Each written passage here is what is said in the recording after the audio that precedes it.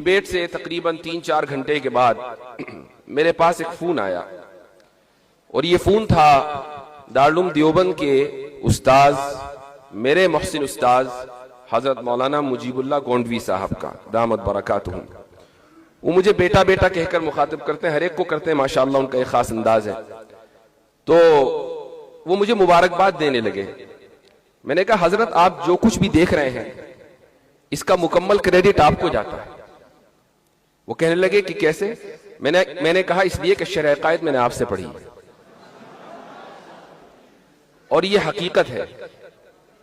آپ نے اکثر مجھے سنا ہوگا کہ جب بھی میں نصاب پہ بات کرتا ہوں تو شرح عقائد کا ایڈورٹائز ضرور کرتا ہوں، اور شاید امام تفتازانی رحمہ اللہ کو اس وقت یہ اندازہ نہ ہوگا کہ 1000 سال کے بعد کوئی شخص اس کتاب کے تعلق سے اتنی گفتگو کر رہا ہوگا کہ مفتی طارق مسعود صاحب کے پوڈ کاسٹ سے لے کر یہاں تک ہر موقع پر شرح عقائد۔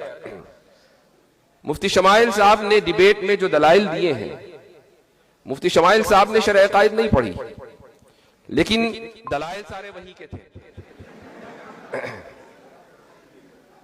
یہ اس لیے آپ کو بتا رہا ہوں کہ اسباب کے درجے میں چیزیں آپ کے پاس مہیا ہیں۔ بھائی پھر گفتگو کرنا مشکل ہو جائے گا۔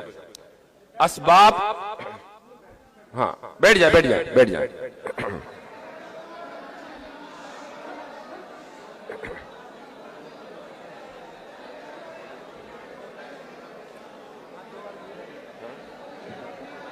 بیٹھ جائیں بیٹھ جائیں بیٹھ جائیں، پھر بولنا مشکل ہو جائے گا۔ تو اسباب کے درجے میں چیزیں آپ کے سامنے موجود ہیں، آپ کے لیے مہیا ہیں۔ میں نے آج ہی کسی سے کہا کہ حضرت نانوتوی رحمہ اللہ نے دلیل توقف کو، اور یہ جو آرگیومنٹ آف کنٹینجنسی کل سے بہت مشہور ہوا ہے، کسی کو اس کی توقع نہیں تھی کہ کانسٹیٹیوشن کلب میں کبھی بطلان تسلسل کیا جائے گا اور برہان تطبیق دی جائے گی۔